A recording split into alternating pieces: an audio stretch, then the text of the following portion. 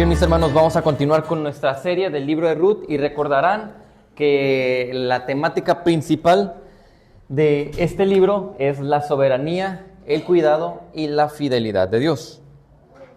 Entonces, para hacer un pequeño repaso, ¿alguien recuerda cuáles son los personajes principales de los que hemos estado hablando? Recuerden que estamos viendo aquí una novela. Haz de cuenta que estamos viendo una novela. ¿Quién es la suegra? ¿Cómo se llama la suegra? ¿Recuerdan? La suegra de la protagonista, o la que parece protagonista. Noemí. Que después ella se puso el nombre de Mara, ¿verdad? ¿Por qué decía que se llamaba Mara? Porque andaba, pues, básicamente Márgara, ¿verdad? ¿Cómo se llamaba la nuera de ella? Ruth, ¿verdad? ¿Y cómo es Ruth? ¿Es una mujer batallosita, flojonaza, o cómo es? Trabajadora, ¿verdad? ¿Qué más? Fiel, alguien muy leal, ¿verdad? Muy bien. Y luego se nos presentó un nuevo personaje, que es el William Levy de nuestra historia. ¿Se acuerdan del William Levy? El boss, ese hombrezazo, romántico, un hombre que resuelve, dirían el día de hoy. Pues, veamos el capítulo 1, puras catástrofes, ¿no? Imagínense mujeres de ese tiempo, que una mujer en aquellos días, cuando no tenía ni esposo, ni familia, varones que se hicieran cargos de ella, quedaban totalmente invulnerables. No tenían nada, difícilmente podían trabajar, difícilmente podían obtener algo de protección, difícilmente podían disfrutar de bendiciones, tenían que valerse por sí mismas y la vida ahí era muy difícil. Y es el tiempo de los jueces. ¿Cómo era el tiempo de los jueces? Este era un tiempo de decadencia espiritual, lo que significaba que la nación de Israel estaba pasando por una parte muy oscura de su vida y había más maldad que bondad. O sea que una mujer sola, sin marido, sin protección, que difícilmente tenía que trabajar en medio de un pueblo, de una nación con tanto pecado, que estaba haciendo tanto daño y que estaban adoptando prácticas raras, paganas y perversas, ¿cómo iba a estar esta mujer? En mucho peligro. Entonces, nos damos cuenta que tanto Noemí como Ruth pierden a sus maridos. Se quedan solas y van a Israel, solas. Así terminaba el capítulo 1, diciéndonos, mira, esta es la triste historia de estas dos mujeres que perdieron prácticamente todo. Pero termina el capítulo 1 con un rayito de esperanza. Y te dice, pero llegaron a Israel justo cuando iniciaba la cosecha, dándote la idea de que, llegan justo cuando hay abundancia porque acaban de pasar por mucha hambruna. Entramos al capítulo 2 y en cuanto veíamos nosotros el capítulo 2, veíamos una actitud muy ejemplar de parte de Ruth. ¿Qué hizo Ruth cuando llegó a Israel? ¿Se tiró a llorar porque era una mujer viuda y ya no tenía nada? ¿O qué hizo? Se fue a chambear. Ella dijo, pues no hay de otra. Si no chambeamos, no comemos. Mi suegra ya está anciana, así que voy y me la aviento yo. Se va a un campo, empieza a chambear ahí. ¿Y qué pasa en ese campo? Es como, estamos viendo ahí la novela, haz de cuenta que va ella con sus libros, con sus libretas y choca con el otro muchacho y se les caen las libretas y cuando van a levantar los libros se tocan sus manos y se ven sus ojos y se encuentran. ¿Con quién se encontró ahí? Con Boaz, un tipazo el Boaz. Y Boaz era el dueño ¿de qué? De todos esos campos donde casualmente, ya sabemos que es la providencia de Dios, que lo hemos mencionado mucho, él era el dueño de todo eso. Se da cuenta de que esta Ruth es la moabita que había regresado con Noemí, la israelita, que habían perdido a sus maridos. Y él dice, ¿saben qué? Déjenla estar ahí. No me la molesten y déjenla chambear. Y ahí terminaba, es lo que estábamos viendo al final. Entonces, hemos titulado esta serie Oasis en el desierto. ¿Por qué podemos ver el libro de Ruth como un oasis en el desierto? ¿Qué opinan?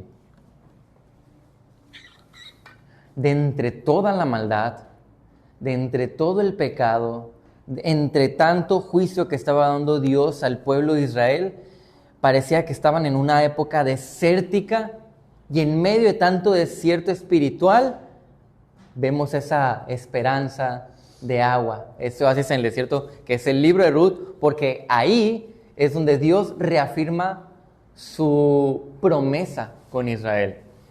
Porque Israel lleva mucho tiempo ya esperando al Mesías. Ellos están esperando su rey, su libertador.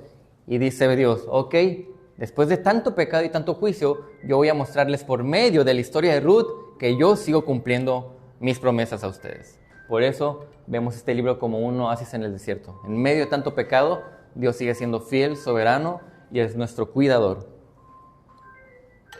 Entonces, nosotros decíamos que así habíamos dividido el libro. La mano de Dios en el dolor fue lo que vimos en el capítulo 1. La mano de Dios en la provisión es lo que estamos viendo en el capítulo 2 y después veremos cómo está su mano tanto en la redención como en la restauración. Pero hablando de la provisión, veíamos entonces semanas pasadas que Dios dirige nuestros pasos entre la sequía, cómo Él soberanamente permite que lleguemos a ciertos lugares y Dios muestra su favor usando personas piadosas. A veces sin darnos cuenta, sin pedirlo de la nada, el Señor utiliza personas para bendecir nuestras vidas. Y el día de hoy vamos a continuar a partir del versículo 10. En Ruth 2, a partir del versículo 10, y espero que el día de hoy, mis hermanos, podamos entender un poco más de la gracia de Dios, de cómo Él tiene el control total de nuestras vidas, de nuestra provisión, y aparte, darnos cuenta que a pesar de que uno no pueda ver tanta bendición, la bondad de Dios siempre está ahí. Su provisión está presente, solamente tenemos que abrir los ojos para darnos cuenta. Así que, veamos entonces el siguiente punto. Dios recompensa la obediencia humilde, y esto es a partir del versículo 10. Vean lo que está pasando aquí. Antes de leer el versículo 10, ¿cuál es el contexto? ¿Qué acaba de suceder? Acá vos le acaba de decir, ¿sabes qué? Tú ponte a chambear aquí, agarra todo lo que quieras, yo no te voy a cobrar, yo no te voy a tratar como un trabajador, tienes libertad para tener todo lo que tú tienes aquí gratis. Aprovéchalo. Y vas a estar entre la gente más cómoda, para que no batalles tanto. ¿Y qué hizo Ruth en cuanto escuchó eso? Dice, ella bajó su rostro, se postró en tierra y dijo, ¿por qué he hallado gracia ante sus ojos para que se fije en mí, siendo yo extranjera? ¿Qué le está diciendo Ruth? ¿Qué está mostrando aquí Ruth? Humildad, exactamente. Ruth no es una mujer, vamos a decirlo, necia. No es alguien que se le van las cosas. Ella es muy observadora. Es una mujer inteligente. Y como mujer inteligente, ella no cae en el positivismo o el negativismo. Ella pudo haber caído en el negativismo de su suegra, ¿recuerdan? ¿Qué hizo Noemí? Casi agarró látigos y se empezó a pegar en la espalda. Pobre de mí, mi situación, y ahora ya no me van a llamar Noemí, mejor llámeme Mara porque estoy toda amargada. Eso hizo Noemí, a pesar de que Noemí tenía buena teología y conocía a Dios. Ruth no cayó en el negativismo, pero tampoco en el positivismo. No se preocupen, todo va a estar bien. No cayó en eso. Ruth es una mujer inteligente y ella es realista. Y su realismo, el ser objetiva, le hace preguntarse, a ver, ¿qué está pasando aquí? Oiga, vos, ¿cómo es posible que esté tratándome de esta manera cuando yo soy una extranjera? Recuerden, el pueblo de Israel, a pesar de que adoptaba muchas cosas terribles de los extranjeros, repudiaban a los extranjeros. Ellos se creían superiores. Entonces dice Ruth, ¿qué está pasando aquí vos? Y todavía se postra en tierra en señal de agradecimiento, de humildad, pero todavía preguntándose, ¿cómo puede ser posible que se fije en mí y que me dé tanto favor? Ella prácticamente está reconociendo, yo estoy recibiendo un trato que no merezco. Cuando alguien piensa de esta manera, yo recibo un trato que no merezco, ese es el pensar de una persona que es que, no, estoy recibiendo un trato tan bueno que no merezco. Es una persona que, lo contrario de lo que acaba de decir Yosimar, humilde. Esa es una actitud humilde. Ella está diciendo, yo no merezco tantas cosas buenas. Continúa, vean ahí lo que le dice Boz después de observar esta humildad. Él ya la vio que estaba chambeando, él ya vio cómo está respondiendo a lo que él le dice y le dice, todo lo que has hecho por tu suegra después de la muerte de tu esposo me ha sido informado en detalle. Y como dejaste a tu padre, a tu madre y a tu tierra natal y viniste a un pueblo que antes no conocías, que el Señor recompense tu obra y que tu pago sea completo de parte del Señor, Dios de Israel, bajo cuyas alas has venido a refugiarte. Y aquí estamos viendo este tipazo, este voz, este gran hombre, que ante la respuesta tan humilde de Ruth, lo que él hace es mostrar un corazón compasivo. Él empieza a mostrar compasión por una mujer que sabe que está vulnerable, una mujer que sabe que no tiene nada. Y él empieza a reconocer, a darse cuenta de cuáles son las actitudes de Ruth. Él está reconociendo los sacrificios que ha hecho Ruth. Él dice, ¿sabes qué? Yo entiendo que no es fácil que te hayas quedado sin marido. Yo sé que no es fácil que hayas tenido que dejar a tus familiares y venir para acá. Yo sé que no es fácil que incluso te negaste a seguir con tu religión pagana y ahora estás siguiendo la verdadera religión, le dice. Yo sé que no es fácil la vida que te ha tocado. Así que lo que tengo que decirte a ti, Ruth, es que el Señor te bendiga. O sea, yo voy a hacer un canal de bendición para ti, Ruth. Él mostró compasión, fue empático con ella, independientemente que fuera una pagana. ¿Qué es lo que mostró a final de cuentas Booz? A esto se le llama gracia. Booz estaba mostrando gracia con Ruth. Ahora, cuando nosotros vemos el libro de Ruth y empezamos a leer todo esto, ¿acaso Dios quiere que veamos a Ruth como una mujer muy humilde y a Booz como un hombre de gracia? ¿Será eso su propósito principal? Dios está utilizando todo esto para mostrar quién es Él. A veces Él utiliza figuras o ilustraciones para decir, miren, ustedes sin merecer nada, es el mismo ejemplo de cómo ustedes sin merecer nada, yo les di gracia, yo les di protección, a pesar de que han sido partícipes de cosas paganas, vean cómo yo tengo compasión por ustedes. Y es bien interesante que las palabras que utiliza aquí Booz para referirse a lo que ella abandonó de la tierra pagana son las mismas palabras que utilizó Dios con Abraham cuando lo seleccionó y Abraham estaba dejando atrás toda su vida anterior. En Génesis 12:1 dice, el Señor dijo a Abraham, vete de tu tierra, de entre tus parientes y de la casa de tu padre a la tierra que yo te mostraré. Entonces continúa la conversación. ¿Qué le responde Ruth ante tanta compasión, ante tanta gracia?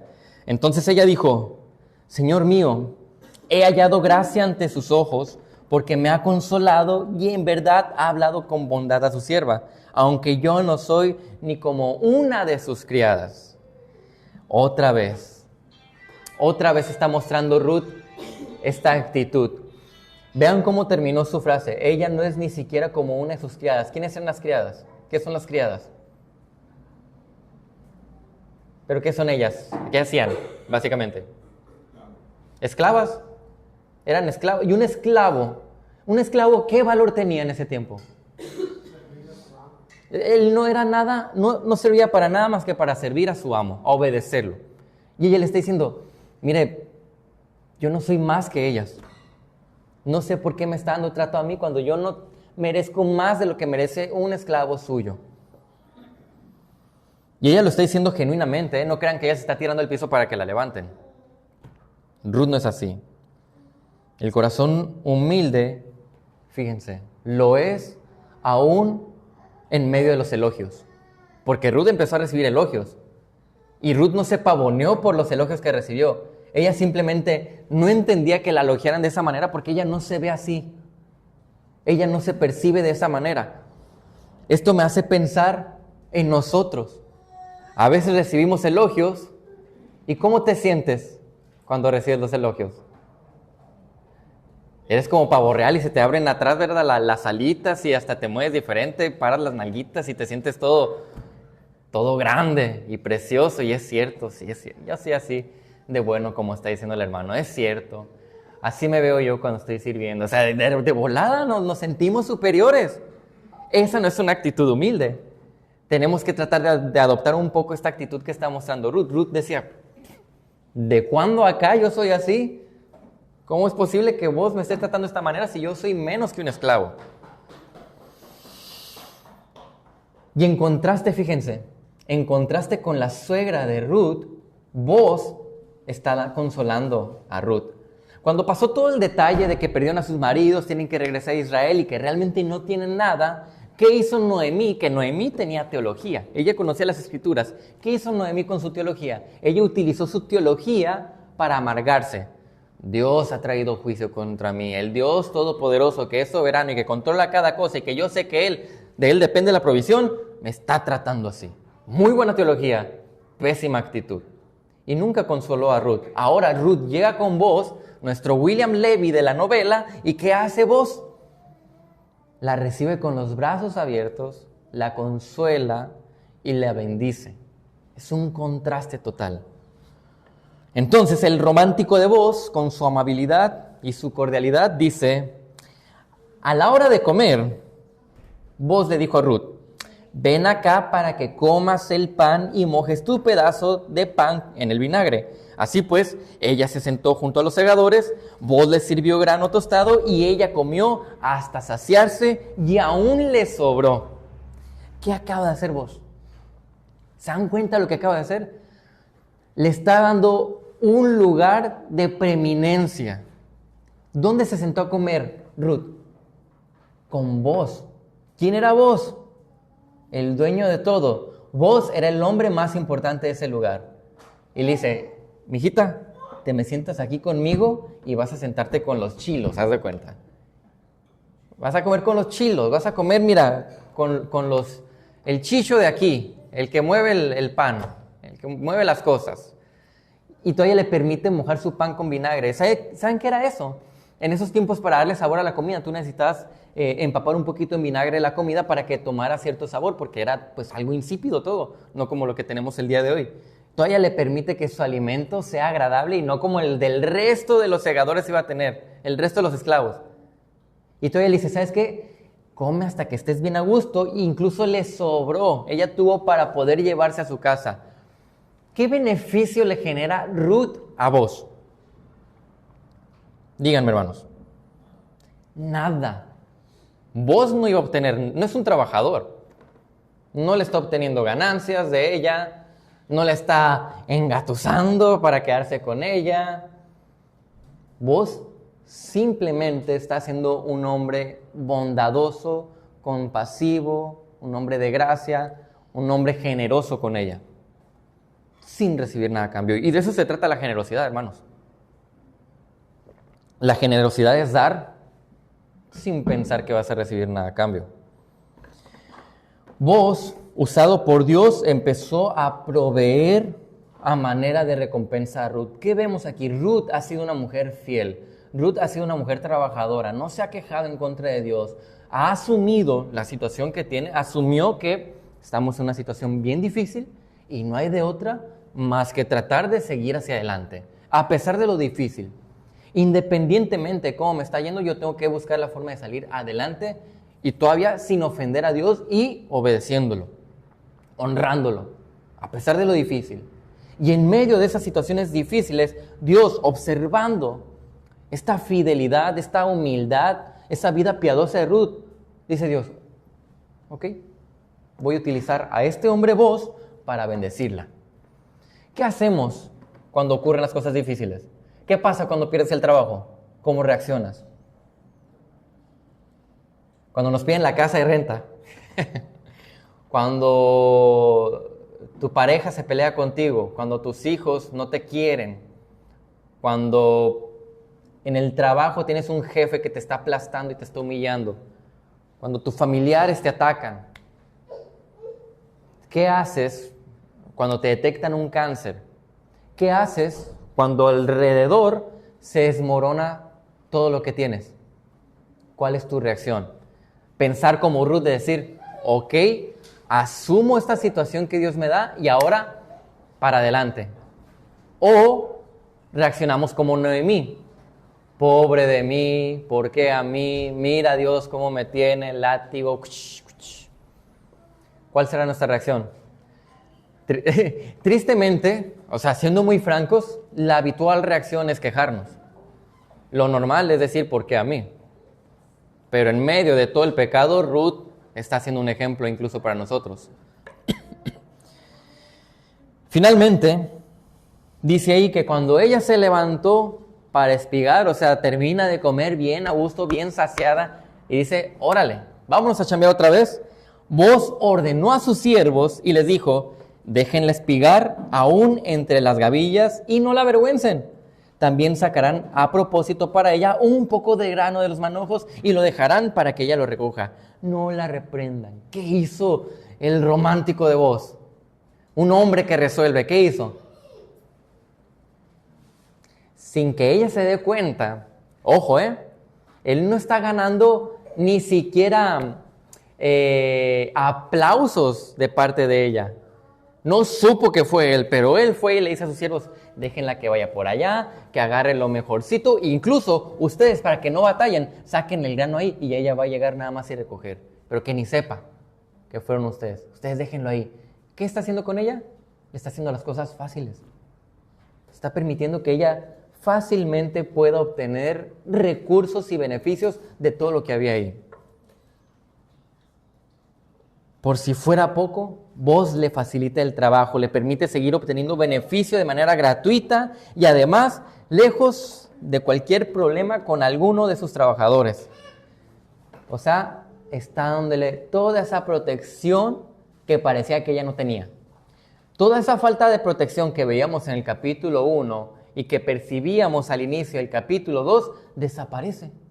Ahora hay un hombre que está cuidándola por completo, que hasta le está facilitando las cosas, le da de comer.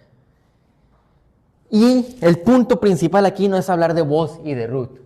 ¿Cuál es el protagonista de nuestra historia? Cristo, Dios, nuestro Señor. ¿Quién era el que estaba recompensando la obediencia de Ruth? ¿Quién era el que movió el corazón de Vos para que tuviera compasión por ella? ¿Quién dirigió los pasos de Ruth para llegar a ese campo? Dios. Incluso, ¿quién puso en Ruth esa actitud para que fuese un poco más humilde y piadosa y poder trabajar y ganarse la gracia de Vos? Dios. Dios es a final de cuentas, el soberano. Él es el que, de Él depende la provisión. Él tiene control total sobre eso. Así es como se mueve Dios, hermanos. Eso es lo que hace Dios normalmente en nuestras vidas. Creo que ya lo he platicado o no lo he platicado, ya no me acuerdo la verdad. Pero bueno, si ya lo platiqué, lo repito, no pasa nada. Estaba trabajando de gerente en un lugar con Abby y he tenido muchos jefes, pero esa jefa yo creo que ha sido la peor jefa que he tenido. No porque fuera una mala persona, sino porque era una persona que me aplastó como nadie me había aplastado. Entonces, yo ya estaba, miren, hasta si me ven flaco, estaba más flaco de como me veo ahorita, ojeroso, ya no aguantaba. Estaba muy mal. Entonces yo le decía, estábamos muy mal económicamente, acaba de pasar la pandemia, y le digo a la vez, ¿sabes qué? Estoy viendo el dinero que gano, lo que estamos gastando y cómo va la cosa. Yo creo que vamos a tener que cancelar estos servicios y ¿sabes qué? Ya no hay que comprar este tipo de comida, hay que comprar más arroz, frijol y tortillas para poder aguantar porque está empezado. No le estamos haciendo en lo económico. Ganaba como 6,000 pesos al mes, algo así. Entonces, órale, le damos, adelante, sin ningún problema. Ese día nos invitó a desayunar un pastor. Vamos y desayunamos con él, bien a gusto, con su familia, nos la pasamos muy padre. Me trae de regreso y como ya no teníamos mucho dinero, pues no le poníamos saldo al celular, la Abby y yo, pues no había para eso. Llego a mi casa y me marca mi papá y me dice, oye, te están hablando por WhatsApp, no has contestado los mensajes. Y, perdón, es que estaba afuera y como no tengo datos, no me di cuenta. Te está hablando un pastor, contéstale. Ok. Y entonces yo le digo a la Abby, ¿sabes qué? Me acabo de acordar, llegué a la casa y aquí sigue internet. Hay que ir a cancelar el internet ahorita también porque ya no lo vamos a hacer, está bien caro. Nos cobraban un chorro ahí, no me acuerdo por qué. Bueno, no es el punto, ¿verdad? La cosa es que en cuanto yo ya le dije a la Abby, ¿sabes qué? Vámonos a cancelarlo. En eso recibo la llamada del pastor y me dice, oye, Tony, ¿qué tal? ¿Sabes qué? Te quiero dar esta oferta de trabajo para que trabajes en este lugar, ganando tanto, haciendo tanto y vámonos para acá. Empezamos mañana, nos vamos a Ciudad Juárez mañana. ¿Qué tal? ¿Qué te parece? Nosotros estábamos, miren, en una situación donde ya ni veíamos mucha salida. Para sostenernos económicamente, había gente que nos ofrendaba, si no, no la hacíamos. Y de la nada, Dios moviendo las cosas, hasta el último momento Él dijo, en este punto aquí lo voy a cambiar. Aquí termina esa prueba, vámonos. Y me dio un trabajo mucho mejor. Nos dio una vida en la cual empezamos a poder disfrutar un poco más. ¿Hicimos algo bueno ella y yo para merecerlo? Nada. ¿Saben qué es eso? Esa es la gracia de Dios. Regalándonos y dándonos lo que no nos merecemos. Mostrando su provisión. Y yo creo más que nada la gracia fue por la obediencia de Abby, no tanto la mía. Porque yo me estaba secando por mi pecado. Ella no, ella estaba respondiendo bien. Cualquier cosa que le decía, órale, pues vámonos. Y ya teníamos a Catalina, teníamos a Elizabeth y Catalina venía en camino. Pero el Señor nos cuidó. Así es como Él se mueve, esa es su provisión. ¿Qué es lo que necesitamos entonces? Humillarnos, como hizo Abby. Humillarnos, no como hice yo, que estaba todo ansioso, todo depresivo. Vean lo que dice aquí Santiago 4:10. Humíllense en la presencia del Señor. ¿Y qué va a hacer el Señor? Él los exaltará. 1 Pedro 5:6. Humíllense pues bajo la poderosa mano de Dios. ¿Para qué? Para que Él los exalte a su debido tiempo. Ahora, siempre que yo me humillo, obtengo lo que quiero. Humillarse es no esperar obtener lo que queremos. Es decir, mira Dios, yo no sé qué vas a hacer con esta situación, pero me someto a lo que estás haciendo tú. Y a lo mejor ni siquiera va a responder como tú quieres, pero es parte de humillarse. Eso es someterse bajo la mano del Señor. Decir, yo permito que tú, Dios, que tú si eres el sabio y poderoso, hagas como quieras. Y mientras tanto nosotros hacemos como Ruth, que es, órale, hacer lo que nos toca. Si hemos perdido la chamba, buscar la chamba. Si hemos perdido la salud, buscar el gozo y seguir adelante en medio de eso. Si hemos perdido familiares, pasar el duelo que tengamos que pasar y seguir dándole, glorificar a Dios en medio de eso. Porque, ¿saben qué es lo más sencillo? Reaccionar como Noemí, eso es lo más fácil. Y aún teniendo buena teología, lo más fácil es decir, sí, Señor, reconozco que eres soberano y tú me tienes así. No, eso no cambia nada. Tenemos que nosotros obedecer humildemente a Dios y posiblemente en el camino Él nos recompense. Y si buscamos el... Sí, adelante. Yo estaba pensando que eso es muy cierto. Realmente, a veces la primera reacción de una persona cuando está en problemas, en situaciones, enfermedades o alguna cosa, y aún una persona de tener buena teología, puede llegar a ver, como dicen por ahí, el vaso medio vacío, ¿no? O sea, ver lo peor y no ver lo mejor. Uh-huh.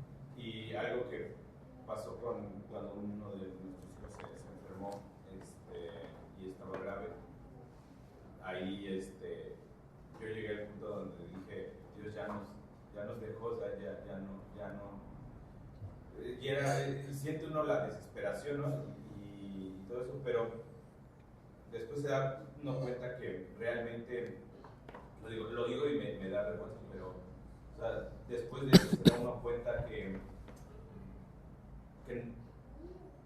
el conocimiento que uno adquiere de Dios no se trata de sentimientos, porque a veces te pudieras tú estar en esa situación lleno de sentimientos y si no sientes ahí la bondad de Dios no significa que verdaderamente no esté la bondad de Dios, porque Dios no es alguien que se mueva por sentimientos, sino Él tiene un plan y lo que Él tiene es mucho mejor de lo que uno puede decir, Dios, hazle de esta manera porque esto es mejor ahorita. Y aunque sea quizá de manera momentánea mejor, porque a lo mejor le pudo haber dado cosas que Noemí quería, en ese momento, comida, agua, saciarse, pero Dios estaba haciendo algo muchísimo más grande que lo que Noemí podía ni siquiera comprender en ese momento. De tal forma que ella después es abuelita esta Ruth es abuelita de un rey, ¿no? Entonces, es impresionante cómo Dios, a pesar de nuestra infidelidad, tiene un propósito mayor y a pesar de nuestra infidelidad, Él todavía tiene gracia para sostenernos, a pesar de que nosotros a veces llegamos a reprochar. Sí, me hizo recordar a lo mejor ustedes conocen al pastor Josías Rauman o lo han visto a lo mejor en videos. Ha sido maestro de pastor Yosimar, pastor Antonio, su servidor, y es muy buen pastor. Él platica la historia, él tiene una enfermedad, él tiene una deformidad y él quería tener hijos con su esposa, batallaron mucho para que ella se embarazara. Cuando por fin se embarazó ella sin querer, pues su cuerpo expulsó al bebé en el baño y entonces ellos estaban muy tristes, tenían mucho tiempo esperando a este bebé y el Señor pues decidió llevárselo. Estando un día, dice, ellos en la cama estaban platicando sobre la situación, estaban muy tristes, con duelo, y le pregunta a ella, o sea, ¿qué quiere enseñarnos Dios con todo esto? Y él le dice, mira, yo no sé exactamente qué quiera Dios. Lo que sí sé es que cuando nosotros estemos en gloria, disfrutando eternamente con el Señor, vamos a voltear para atrás, vamos a ver nuestra vida, y cuando veamos ese punto donde nosotros perdimos a nuestro hijo, vamos a decir que fue lo mejor que pudo haber pasado. Solamente porque entendemos que la soberanía de Dios es perfecta. Y no pudo haber diseñado un plan mejor que ese tal y como fue, a pesar del dolor. A veces va a ser así, hermanos. No vamos a entender el por qué, como está diciendo ahorita Pastor Yosimar. No vamos a entender muchas veces el por qué, pero no significa que yo base la presencia o la bondad del Señor en mis sentimientos, sino que mi entendimiento de que Él es el soberano es el que gobierna este sentimiento que yo tengo para que pueda reaccionar correctamente. Y si pensamos en el mayor ejemplo que tenemos, ¿quién es? El mayor ejemplo de humillación. Cristo. Él ha sido el único en toda la historia que ha sufrido injustamente, porque Él de verdad fue un inocente. ¿Y qué pasó después de toda la humillación que sufrió? ¿Qué hizo Dios con Él? Él fue exaltado hasta lo más alto. Entonces Cristo es nuestro mayor modelo de buscar humillarnos, someternos y esperar en Dios. Porque si Él no me exalta ahorita aquí, yo estoy seguro que en gloria lo voy a estar con Él. Y no hay nada mejor que eso. Entonces, continuando aquí con Ruth 2, vamos a ver el último punto de este capítulo. Dios provee más allá de lo que pensamos. Ruth 2, 17 al 23. La historia sigue y dice que Ruth espigó en el campo hasta el anochecer y desgranó lo que había espigado y fue como 22 litros de cebada. Vean esta mujer, para que vean cómo es esta mujer. ¿Hasta cuándo siguió chambeando? Hasta que se hizo de noche. Una mujer en el campo, chambeando ella sola, sin nadie, hasta de día, desde tempranito, hasta la noche y sin quejarse. Entonces, ¿qué hizo Dios con esa buena actitud, con ese esfuerzo, con ese sacrificio que ella tuvo? ¿Qué fue lo que ella pudo cosechar? Dice 22 litros de cebada. Según libros históricos, hablando sobre qué significa 22 litros de cebada, es como si ella hubiera obtenido casi un salario de una quincena en un día. En un día. O sea, era descomunal la abundancia que ella estaba llevando a su casa. Y es notorio que fue mucho lo que llevaba a su casa. ¿Saben por qué? Porque su suegra reaccionó de esa forma. Vean, ella lo tomó y fue a la ciudad y su suegra vio lo que había recogido. Ruth sacó también lo que había sobrado después de haberse saciado y se lo dio a Noemí. Entonces su suegra le dijo, ¿dónde cosechaste y dónde trabajaste hoy? Bendito sea aquel que se fijó en ti. En todo lo que llevamos observando de Noemí, nunca había hecho una expresión de felicidad. Nunca, hasta ahora. Noemí está sorprendida. Ella no podía creer tanto que traía Ruth solamente porque fue a trabajar un día. No era posible. Imagínate que tú te vas a trabajar en un lugar y por trabajar un día te pagan una quincena. ¿Cómo regresas a tu casa? Hasta brincando vuelves. Ya quiero volver mañana, dirías de seguro. Así fue como ella regresó, con abundancia. Qué contraste, ¿no? El capítulo 1, se van de su ciudad, llegan a Israel sin nada. El capítulo 2, primer día que se va a trabajar Ruth, tienen abundancia incluso para 15 días estar tranquilas, habiendo trabajado solo uno. Noemí pasa de tener una actitud amargada y negativa a mostrar esperanza y gratitud. La provisión de Dios no solo para que vean cómo es Dios en su bendición, es lo que nos pasó a mí y a Abby. Abby tuvo una reacción adecuada, yo tuve una reacción incorrecta y aún así Dios nos bendijo a los dos gracias a la actitud de Abby. ¿Qué pasó con Ruth y Noemí? Ruth tuvo una actitud correcta, Noemí no, pero aún así Dios bendijo a ambas por la actitud de Ruth. Muchas veces tu actitud humilde es la que termina bendiciendo al resto de tu familia. Así se mueve Dios. Así es la gracia y la bondad de Dios, es su provisión. Dios nos da mucho más allá de lo que pensamos, de lo que necesitamos incluso, y de lo que merecemos, si lo pensamos de una forma más realista. ¿Qué es lo que necesito hacer entonces para darme cuenta de que Dios me está dando más allá de lo que yo pienso? ¿Qué tengo que hacer? Abrir tus ojos. Tú necesitas abrir tus ojos, tú tienes que darte cuenta. Ponte a pensar simplemente esta mañana que te ha dado Dios. Por lo menos el día de hoy, tú pudiste abrir tus ojos. Tú estás respirando, pudiste venir para acá, porque puede ser que muchos no hubiesen podido hacerlo el día de hoy y que no lo hayan hecho el día de hoy. Pero tú estás aquí. Y ni hablar de todo lo que nos podríamos poner a contar solamente con estas pocas horas que llevamos de día. Alimento, ropa, transporte, familia, amigos, iglesia. No nos va a alcanzar el tiempo para contarlas. ¿Qué es lo que necesito yo para darme cuenta de las bendiciones de Dios? Abrir mis ojos. Yo tengo que empezar a ver mi alrededor y ver lo que está haciendo Dios en mi vida para darme cuenta cuánto me bendice el Señor. Y no estamos aquí hablando de un evangelio de la prosperidad como lo manejan en muchos lugares, de te va a ir muy bien. ¿Te va a ir muy bien, hermano? ¿Eso es lo que te promete la Biblia? No. Siendo francos, la Biblia no te promete que te va a ir bien. Me promete gozo y paz. Eso sí me lo promete. Pero me lo promete solamente si yo lo desarrollo. Pero él dice, ¿sabes qué? El cristiano verdadero, el que va a la iglesia, la va a pasar, mira, con mucha prueba. Va a ser difícil. Pero a diferencia del resto de las personas, tú vas a poder tener un gozo verdadero. El gozo verdadero está ahí en medio del dolor. Una paz verdadera, porque la paz verdadera sigue ahí en medio del descontrol. No te estoy diciendo como los del evangelio de la prosperidad. Te va a ir bien. Vas a tener la logo que tú tienes o vas a conseguir el trabajo que tú quieres. No es cierto. No sabemos. Si sí, qué padre. Pero lo más probable es que no. La realidad. Así que me ajusto a lo que Dios me da y sigo adelante con lo que Dios me da.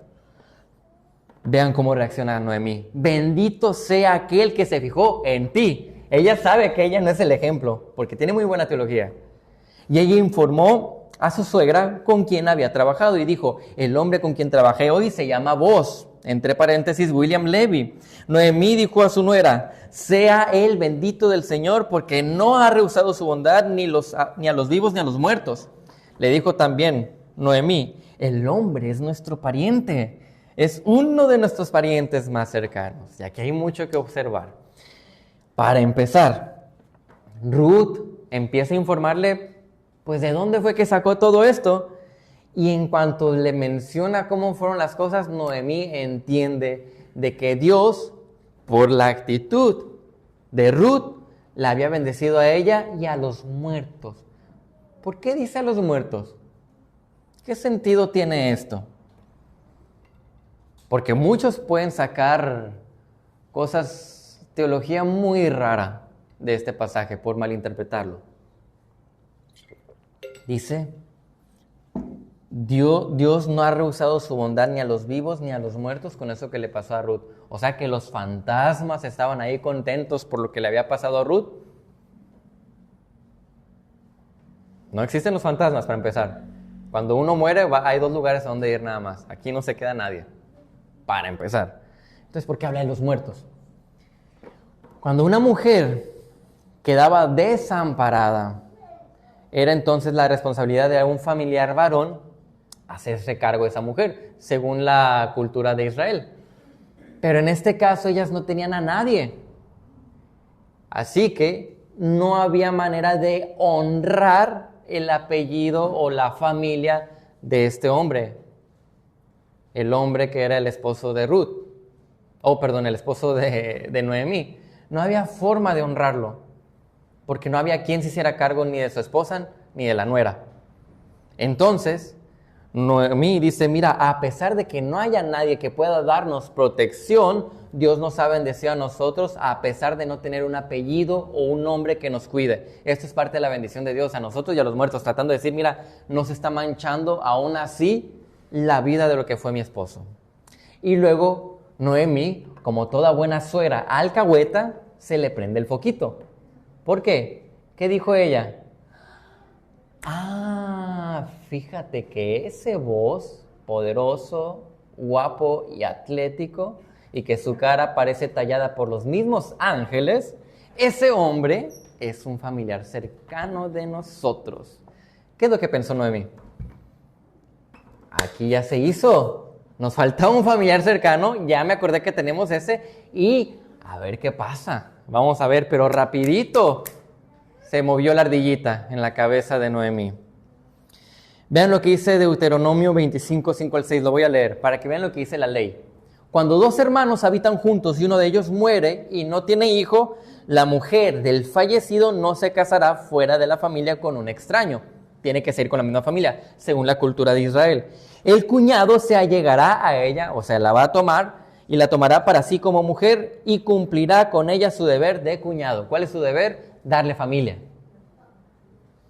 O sea, si con el hermano que falleció no se pudo, pues ahora vámonos con el cuñado porque esa es la cultura.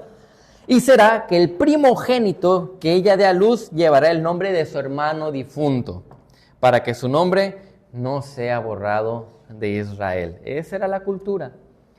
Más adelante vamos a leer cómo esta ley va más allá de solamente los hermanos. Cuando los hermanos no lo pueden cumplir, digamos que siguen los primos y los primos de los primos, hasta que llega un punto donde algún familiar se hace cargo. ¿Por qué se hicieron estas leyes de esta forma? Dios estaba protegiendo a las mujeres. Recuerden, una mujer viuda, desamparada, era súper vulnerable, no tenía nada. Entonces, cuando se diseñó esta ley, se diseñó con el propósito de cuidar a las mujeres. Esta era una forma de hacerlo. En alguna forma iban a encontrar algún familiar, alguien que pudiese darle familia a las mujeres.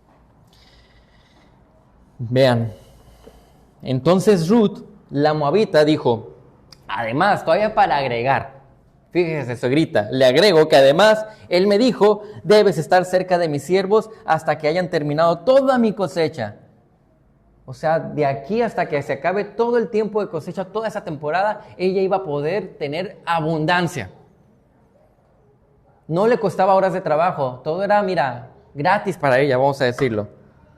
Noemí dijo a Ruth, su nuera, es bueno, hija mía, que salgas con sus criadas, no sea que en otro campo te maltraten. ¿Por qué Noemí decía esto? Esto reafirma lo terrible que era la situación en Israel. Como había tanto pecado, si Ruth iba a otro campo, posiblemente iba a ser maltratada por ser pagana y por ser una mujer. Se podían aprovechar de ella y hacer muchas cosas. Entonces Noemí está contenta de que haya encontrado un lugar tan seguro y donde le den tantos beneficios. Entonces culmina este capítulo con un panorama distinto. De repente la historia del capítulo 1 terminó con esperanza, porque decía, y empezaba el tiempo de la cosecha, o sea, empezaba la abundancia. Y luego va a terminar el capítulo 2 y termina con tensión. ¿Por qué? Dice, y Ruth se quedó cerca de las criadas de Booz, espigando hasta que se acabó la cosecha de cebada y de trigo. Y ella vivía con su suegra. ¿Por qué termina con tensión este capítulo? Porque me está diciendo, ¿sabes que se acabó? Esa temporada de abundancia, justo ahí termina. Y ahora, ¿qué va a pasar con Ruth y Noemí? Si Booz había sido su protector toda esta temporada, ahora que no hay cosecha, ¿quién va a ser en lugar de Booz quien las proteja? ¿Qué va a utilizar Dios? Esa es la tensión con la que termina este capítulo. Ahora, el punto principal de estos versículos es enfatizar y observar lo que Noemí pudo ver. Noemí vio esto. Noemí entendió la provisión del Señor. Ella estaba consciente de lo que estaba haciendo Dios, de cómo les había dado más de lo que pensaban, porque no solamente se le permitió trabajar un día ahí a Ruth. ¿Cuánto tiempo fue a trabajar ahí Ruth? Hasta que ya no hubo nada. Ella tuvo la oportunidad de saciarse y tener en abundancia hasta que todo eso se acabó. ¿Quién sabe cuánto hayan acumulado? No lo sabemos, la historia no te lo dice. Lo que sí te dice es que tuvo mucha protección. El Señor utilizó todo eso para protegerlas. Termina claro esta historia del capítulo 2 con esperanza, con abundancia, con felicidad, pero esta tensión, ¿qué va a pasar? ¿Cómo va a resolver vos? Porque ha demostrado que es un hombre que resuelve. Claro, eso más adelante se va a ir mostrando. El punto para enfatizar la tensión que nos está narrando ahora es que Dios controla los aspectos y no debemos confiar solamente en las situaciones, ¿sí? Yo puedo sentirme muy confiado porque la situación alrededor tiene mucha abundancia y confiar más en el trabajo que el Dios que me dio el trabajo. Yo voy a tener esa tendencia. Yo confío más en la familia que en el Dios que me dio la familia. Pero ¿qué pasa cuando me quita ese trabajo, cuando me quita esa familia? Si yo puse mi confianza en eso, ¿qué va a pasar conmigo? Yo me voy a caer. Entonces aquí Dios está diciendo, vean, ahora que les voy a quitar eso que les dio estabilidad, vamos a ver si están confiando en esas cosas que son como el humo, no las puedes agarrar, van y vienen, o confías en Dios, que fue el que puso esa situación. Y lo mismo pasa para tu vida, en dónde estás poniendo tu confianza. Cuando tienes provisión, ¿en qué confías o en qué te sostienes? ¿En Dios o en la provisión como tal solamente? Ahí es donde uno va a ser probado y tiene que empezar a entender las cosas de la forma adecuada. ¿Qué sucederá después de eso con estas mujeres? ¿Cómo se mostrará la mano de Dios sobre ellas? Eso es lo que vamos a ver en el capítulo 13. Independientemente de la tensión, es evidente la gracia de Dios, su provisión abundante, más allá de lo que ellas esperarían tener. Vean lo que dice aquí Efesios 3:20. Porque eso fue para ellas, pero ¿qué hay para nosotros? Y aquel que es poderoso para hacer todo mucho más abundantemente de lo que pedimos o entendemos, según el poder que obra en nosotros. ¿A quién se escribe eso? A nosotros los creyentes se nos está escribiendo eso, más que nada. Aunque es bueno que diga eso, hermana, hay que enfatizar lo que es la gracia común. Ya lo comentamos el estudio pasado, pero ¿quién me puede decir qué es la gracia común? La que se le da a todas las personas vivientes. Exactamente, Dios hace salir el sol sobre justos e injustos. Dios hace llover sobre justos e injustos. O sea, hay una gracia común de parte de Dios, digamos, una misericordia de Dios sobre toda la humanidad para que el día de hoy todos podamos estar respirando como lo hacemos. Si nosotros nos ponemos a pensar, ¿qué merezco yo? ¿Qué merecemos, hermanos? Y más allá de la nada, ¿qué merecemos? Pero más allá de la nada. El infierno, exactamente. O sea, si yo me pongo a pensar exactamente lo que yo merezco, yo debería estar en el infierno sufriendo. Realidades sabidas que duelen. Pero ahí deberíamos de estar todos nosotros, porque desde el inicio con Adán dijo el Señor que el pecado es la muerte. Y todos los que hemos pecado tendríamos que estar muertos sufriendo. Pero, siempre vemos esto en la palabra, pero la misericordia de Dios dice, les damos oportunidades de arrepentimiento el día de hoy. Y dice que aparte del arrepentimiento que Él nos otorga, que podemos obtener por medio de la fe que Él nos da, dice que nos da mucho más a los cristianos, a la iglesia, más abundantemente de lo que nosotros pedimos o entendemos. A veces yo no entiendo, pero el Señor me está dando de más. Muchas veces ni se lo pido y como les platiqué la vez pasada, nos llegan con un colchón que ni sabíamos cómo se enteró alguien de que necesitamos un colchón. Pero llegó, porque Él nos da abundantemente. Y más allá de lo material, lo espiritual, el gozo, la paz, la paciencia, todo lo que el Señor está haciendo en ti es mucho más valioso. 2 Corintios 9:8, Dios puede hacer que toda gracia abunde para ustedes. Esa gracia, ese poder de Dios, ese amor y misericordia sobre las cosas que suceden, a fin de que teniendo siempre todo lo suficiente en todas las cosas, abunden para toda buena obra. Hermanos, siempre tenemos todo lo suficiente. No te falta nada. Ahora, una cosa es lo que necesitas y otra cosa es lo que tú quieres. Y no siempre lo que quieres es lo que necesitas. Y eso es lo que me está enseñando a mí Dios con su provisión. Si yo ahorita no tengo $1,000,000 de pesos, es porque no necesito $1,000,000 de pesos. Que lo quieras, eso es otra cosa. Pero por ahí dice un dicho del mundo que Dios no da alas a los alacranes, ¿no? No sabemos por qué Dios no nos da ciertas cosas, pero hay que recibir lo que nos da y entender que es lo suficiente porque Él es sabio, Él no te va a descuidar, es tu Padre. Él te da lo que necesitas. Y incluso las pruebas que tú tienes en tu vida, tú las necesitas y el Señor te las da. Para que tú respondas, para que tú cambies, para que tú crezcas, para que tú madures. El capítulo 2 de Ruth nos ha enseñado que la mano de Dios cubre el aspecto de la provisión en nuestra vida. Incluso podemos observar la gracia común que comentábamos ahorita, pero como creyentes incluso observamos una gracia más especial. Aparte de esa gracia que te salva, esa gracia sobre nosotros, los creyentes, que está derramada, que es la que te está capacitando día con día. Esa gracia que tú puedes ver día con día, que se muestra en diferentes situaciones que tú ni esperabas ni necesitabas a veces. Tenemos la bendición de disfrutar de una provisión distinta. Y algo que no debemos olvidar es la preciosa bendición que recibimos al ser obedientes, al ser piadosos. Y no malentendamos, no significa que la bendición será material, porque normalmente cuando uno piensa en bendición, piensa en dinero, salud, cosas como estas. Puede que a veces sea de esa forma, y qué padre cuando es así, ¿verdad? Pero mucho mejor cuando es espiritual, porque qué mejor que tener paz en medio de la tribulación, qué mejor que tener gozo en medio de la tristeza, qué mejor que estar confiado en Dios cuando todo se está derrumbando. Eso es mucho mejor.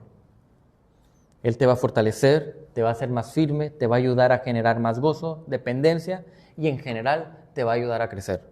Y no hay mayor bendición que esa para un cristiano, porque las coronas que yo hago aquí las voy a disfrutar allá. Y recordemos, como dije la vez pasada, no estoy haciendo dinero para el cielo. En el cielo yo no tengo nada que pagar, yo no necesito dinero.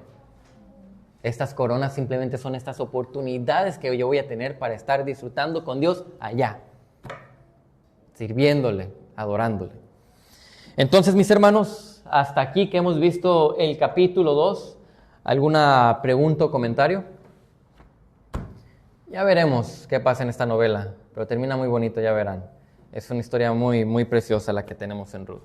Sí, hermana, adelante. Es hermoso poder ver la provisión, el cuidado providencial de Dios en la vida de estas mujeres, y también nos ilustra también el cuidado que Dios tiene sobre nosotros, y la verdad que es algo hermoso poder entender el Dios que tenemos, porque Dios nos hace pasar por desiertos, nos hace pasar por sequías, nos hace pasar por un montón de situaciones, pero aún en medio de todas esas cosas, esta historia nos muestra el cuidado providencial que Dios tiene sobre su pueblo. Y eso, hermanos, es algo hermoso, que podamos entender por todas las situaciones que Dios nos lleva, es para hacernos crecer. Como dices tú, tiene que crecer nuestra fe. Y si nuestra fe no está creciendo, pues hay que analizar nuestras vidas, porque la verdad es una historia que nos debe hacer crecer.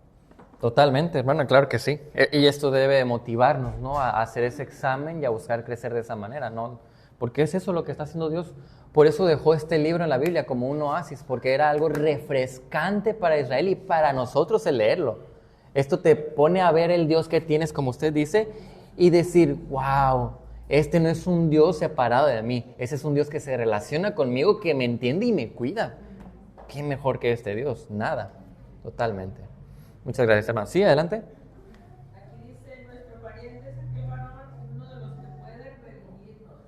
Ajá. Ahí que tengo más o menos la idea, pero no sé si me la aclarar. Lo que pasa, bueno, la palabra redimirnos ahí está tratando de hacer el énfasis de comprar, aunque no las iba a comprar como tal, sino que él iba a hacerse cargo responsable de ellas.